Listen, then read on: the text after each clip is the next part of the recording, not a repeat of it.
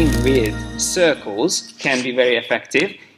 If you look at this illustration, you probably go, oh, so cute. But this is actually all round shapes, all perfect circles. I didn't use anything else, just the circle tool. And obviously, combine it with gradients and shape builder and the other things I showed you today, but actually nothing new. Whatever I've done today is exactly the same thing I would do here. So let me just try to quickly mock up the head. Obviously, it would take quite long to do the whole thing, but if I start with a brand new illustration, once again, let's see how I would do this. I would start with the circle, which is going to be the head. Okay, then I select the direct selection tool, select these 2 points, the left and the right points, and with that, using the arrows on the keyboard, I can shift it around slightly. So we can already get a slightly different shape here, and then I can also select these handle points and I can round them out a bit more. So I started with a circle, and you can say I'm cheating, but I'm making changes to the circle because I needed a slightly different shape. But then, if we look at the example we had here, we need to have also the eyes and the ears. Now, the ears are quite simple. They are almost perfect circles. So I can just draw a circle up there, and then I can draw another one as well quickly on top of it. Before I go any further, at this point, I would already set up the colors, just so we can see what is going on here. I'm going to use a gradient on the fill color. So I will use the gradient panel. All right, and while this fill color is selected, I click on that and I change it to radial gradient. And I'm going to go a little bit fast, so you might find it difficult to follow. Again, it's doing quite strange things, Illustrator today. I don't know what is it doing again here. It's supposed to be a perfect circle in the middle. Let me just try to, okay, it actually has 2 gradients. How could it be?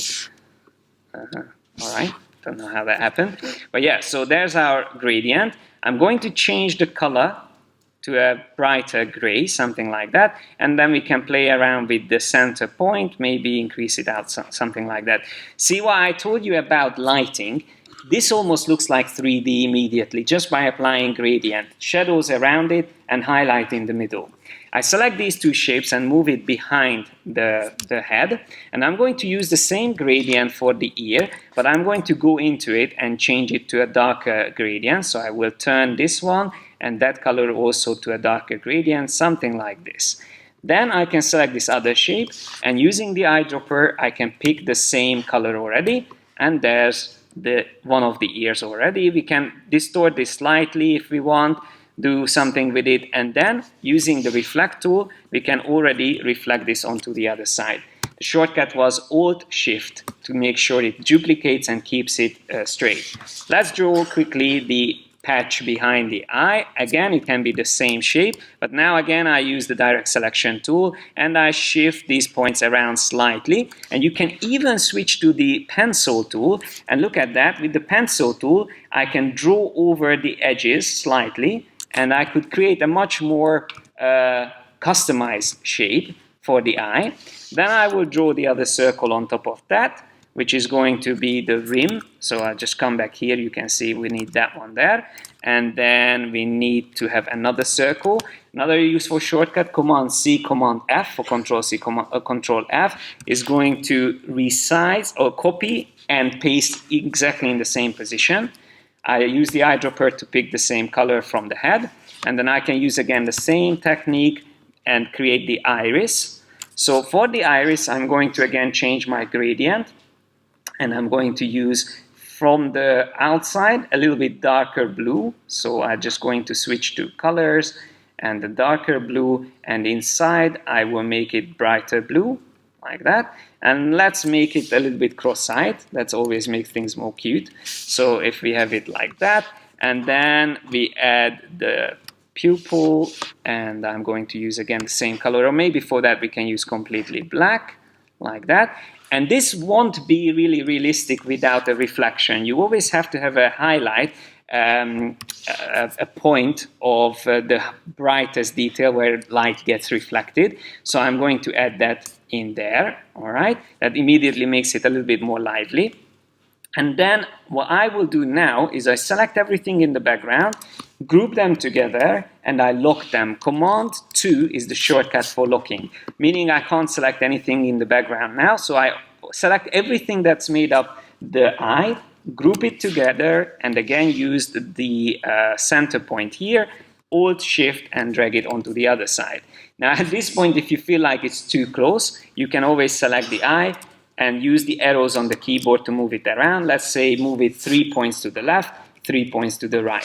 So we are getting there. Now we need the nose. The nose is slightly more tricky, but again, I'm staying true to what I said, I'm using the circle, all right? Then I'm going to pick that same color up there. Then I use the direct selection tool and just move it down slightly. There you go, another shape created from that. Then comes the mouth. So I'm going to draw another circle, duplicate this, and holding down the Alt key, you can quickly duplicate. And then using the shape builder, holding down the Alt key or Option key, you draw over the parts you don't need, and you immediately have the shape that we wanted to create here. We can move this behind the nose, something like that. And then we just need to reflect it again. So using the same method that we did before, Alt, Shift, Reflect, and we have the mouth as well in place. And then after this, it's really all about just continuing the same methods, and every detail here, even that little detail on the top, using the same method. Just to show you very quickly, I can draw a circle once again, use the same color from here, Alt, click and drag, and then select these two, Alt, draw over, and we have one of those little fur piece that can go up. We can also delete, using the eraser tool, you can delete the parts that you don't need very quickly. So there's one, Alt click, and then rotate to duplicate, rotate again, and so on and so forth. So I think my point is proven with this, that anything can be created from simple shapes. So the whole thing that I'm trying to explain here is that you don't actually have to have freehand drawing skill in Illustrator. It's great to have it, but if you have a reference image, you probably most likely will be able to recreate it by using shapes or combinations of the tools that I showed you today.